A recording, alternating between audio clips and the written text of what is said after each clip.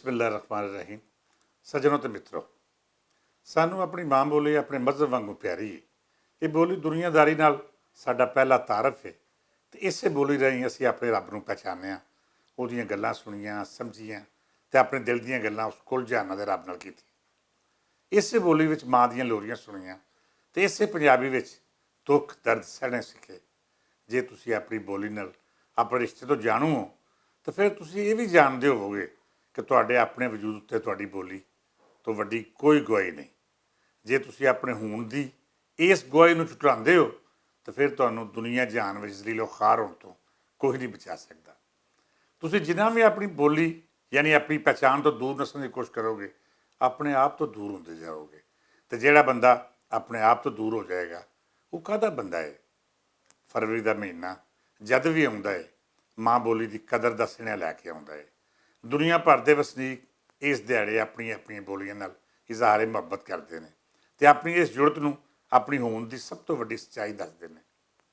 असां पंजाबियां भी हमेशा अपनी माँ बोली उत्ते शिमला उच्चा करके माण भी किया तो दुनिया नूं दस्सिया भी है कि साडी माँ बोली ते तसव्वुफ मंतक ते फलसफे सने हर मैदाने साडी पहचान कराई है। इस बोली ने दुनिया नूं अमन आशती ते मुहब्बत की राह विखाई ते लोकां नाल रिजक वंड के खाण की सिक्ख्या दी।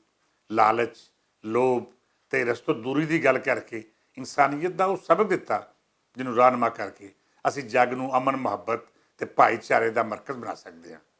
हज़ारां वरे पुरानी अपनी रेतल नाल जुड़त होवे या तसव्वुफ के मिठे मिठे घुट असी ये घुट पंजाबी के प्याले अंदर ही भर के पीते ने। मैं अपनी माँ बोली नूं जिवें मुहब्बत की या मेरी जनरेशन के लोगों लई जो उन्हां दी माँ बोली का दर्जा सी वो अज के नौजवान या नवीं जमन वाली पीढ़ी ने नहीं माँ बोली नूं दिता। ਇਹਦੀਆਂ कई वजह हैं जिन्हें जो सब तो वड्डी वजह तो ਵੱਖ-ਵੱਖ ਵੇਲਿਆਂ अंदर सरकारां ਦਾ पंजाबी दुश्मन रवैया है। पंजाबी ਨੂੰ सरकारी बोली का दर्जा की देना सी। ਸਾਡੀਆਂ ਸਰਕਾਰਾਂ ਇਹਨੂੰ ਨਿਸਾਬ ਦੇ ਕੋਲ ਆਉਣ ਵੀ ਨਹੀਂ ਦਿੱਤਾ। ਸਾਡੀ ਬੋਲੀ ਨੂੰ ਰੋਜ਼ਗਾਰ ਦਾ ਜ਼ਰੀਆ ਕੀ ਬਣਾਉਣਾ ਸੀ ਇਹ ਤਾਸਰ ਦਿੱਤਾ ਗਿਆ ਜਿਵੇਂ ਬੁੱਲੇ ਤੇ ਵਾਰਸ ਦੀ ਬੋਲੀ ਗਾਲ ਮੰਦੇ ਤੋਂ ਵੱਖ ਕੁਝ ਨਹੀਂ। ਸਾਡੇ ਸਿਆਸਤਦਾਨਾਂ ਆਪਣੀ ਗੱਦੀ ਪੱਕੀ ਕਰਨ ਲਈ ਪੰਜਾਬ ਤੇ ਪੰਜਾਬੀ ਦਾ ਨਫ਼ਰਤ ਦਾ ਜ਼ਹਿਰ ਵੇਚਿਆ।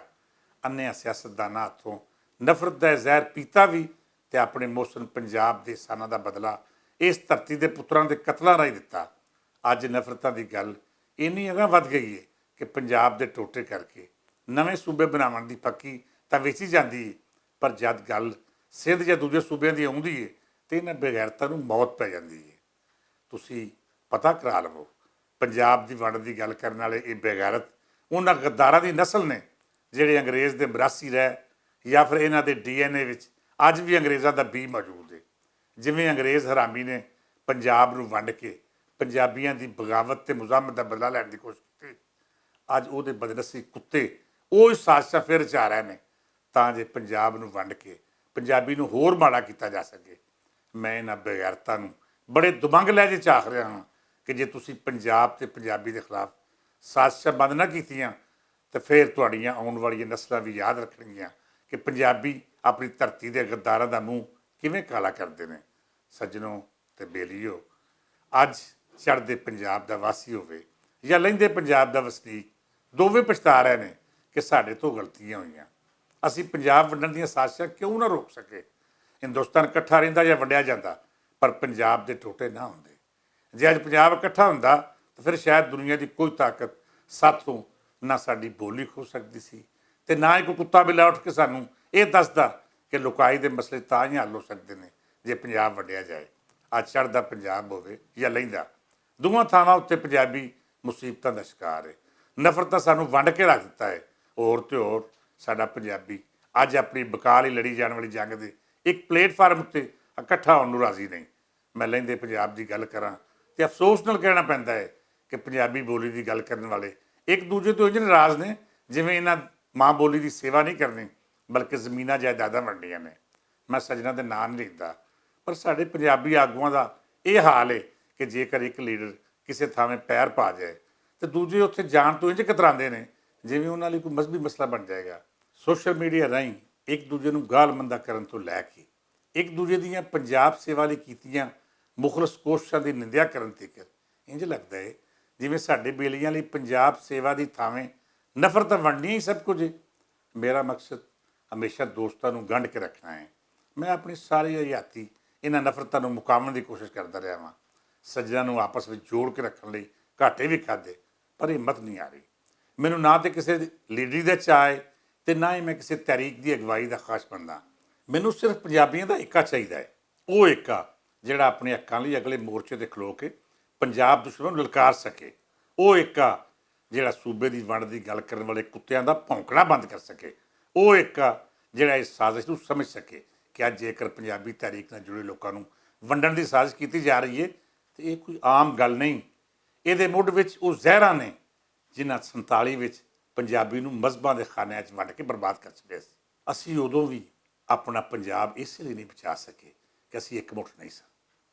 ਅੱਜ ਵੀ ਵੇਲਾ ਸਾਨੂੰ ਆਵਾਜ਼ਾਂ ਮਾਰ ਰਿਹਾ ਹੈ ਕਿ ਇੱਕ ਤਾਂ ਇਕੱਠੇ ਹੋ ਜਾਓ, ਆਪਣੇ ਮੁਫਾਦਾਂ ਤੇ ਝੂਠੀਆਂ ਨਾਵਾਂ ਨੂੰ ਮਾਂ ਬੋਲੀ 'ਤੇ ਵਾਰ ਦਿਓ, ਨਹੀਂ ਤਾਂ ਕੱਲ੍ਹ ਨੂੰ ਅਸੀਂ ਸਾਰੇ ਝੂਠੇ ਨਾਪਰਸਤ ਤੇ ਜ਼ਾਤੀ ਨਾਵਾਂ ਦੇ ਪੁਜਾਰੀ ਤਾਰੀਖ ਦੇ ਕਟਹਿਰੇ ਵਿੱਚ ਮੁਜਰਮ ਬਣ ਕੇ ਖਲੋਤੇ ਹੋਵਾਂਗੇ। ਸੱਜਣੋ ਤੇ ਮਿੱਤਰੋ, ਫਰਵਰੀ ਦਾ ਮਹੀਨਾ ਮਾਂ ਬੋਲੀ ਦੇ ਜਗਤ ਦਿਹਾੜ ਮਨਾਉਣ ਦਾ ਸਦਾ ਲੈ ਕੇ ਆਉਂਦਾ ਹੈ। ਲੋੜ ਤਾਂ ਇਸ ਗੱਲ ਦੀ ਹੈ ਕਿ ਅਸੀਂ ਸਾਰੇ ਰਲ ਮਿਲ ਕੇ ਇਕਮੁੱਠ ਹੋ ਕੇ ਇੱਕ ਪਲੇਟਫਾਰਮ 'ਤੇ ਇਸ ਦਿਹਾੜ ਨੂੰ ਮਨਾਈਏ, ਦੁਨੀਆ ਨੂੰ ਇਹ ਦੱਸੀਏ ਕਿ ਸਾਡੇ ਆਪਸੀ ਇਖਤਲਾਫ ਹੋ ਸਕਦੇ ਨੇ, ਪਰ ਮਾਂ ਬੋਲੀ ਦੇ ਝੰਡੇ ਥੱਲੇ ਅਸੀਂ ਸਭੇ ਇਕਮੁੱਠ ਹਾਂ। ਨਫ਼ਰਤਾਂ ਪਾਲ ਕੇ ਵੱਖੋ ਵੱਖ ਹਿੱਸਿਆਂ ਅੰਦਰ ਵੰਡੇ ਰਹਿ ਤੇ ਯਕੀਨ ਜਾਣੋ ਅਸੀਂ ਵੀ ਆਪਣੀ ਮਾਂ ਬੋਲੀ ਦੇ ਕਾਤਲਾਂ ਅੰਦਰ ਸ਼ੁਮਾਰ ਕੀਤੇ ਜਾਵਾਂਗੇ। ਮੇਰੀ ਕੋਸ਼ਿਸ਼ ਹੈ ਕਿ ਇੱਕ ਵਾਰੀ ਫੇਰ ਅਸੀਂ ਸਭੇ ਮਿੱਤਰਾਂ ਨੂੰ ਇਕੱਠੇ ਕਰਕੇ ਇਸ ਤਹਿਰੀਕ ਨੂੰ ਫਰਵਰੀ ਤੋਂ ਨਵੇਂ ਮੁੱਢੋਂ ਸ਼ੁਰੂ ਕਰਕੇ ਆਪਣੇ ਹੱਕਾਂ ਦੀ ਗੱਲ 21 ਫਰਵਰੀ ਨੂੰ ਪੂਰੇ ਜ਼ੋਰੋ ਸ਼ੋਰ ਨਾਲ ਕਰੀਏ। ਸਰਕਾਰਾਂ ਦੇ ਸਾਹਮਣੇ ਖਲੋ ਕੇ ਦੱਸੀਏ ਕਿ ਅਸੀਂ ਆਪਣੀ ਮਾਂ ਬੋਲੀ ਤੇ ਰਹਿਤਲ ਦੇ ਤਹਫ਼ੁਜ਼ ਲਈ ਕਿਸੇ ਵੀ ਹੱਦ ਤੱਕ ਜਾ ਸਕਦੇ ਹਾਂ।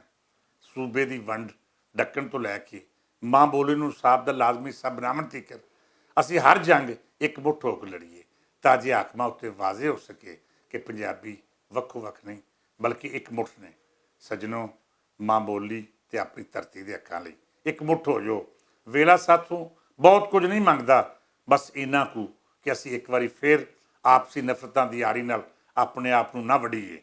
ਪੰਜਾਬ ਦੇ ਟੋਟਿਆਂ ਤੋਂ ਲੈ ਕੇ ਮਾਂ ਬੋਲੀ ਦੇ ਹੱਕਾਂ ਲਈ ਹਾਲੀ ਬਹੁਤ ਕੁਝ ਹੈ ਜਿਹੜੇ ਸਾਡੇ ਇਕਮੁੱਠ ਹੋਇਆ ਹੀ ਮੁਮਕਿਨ ਹੈ।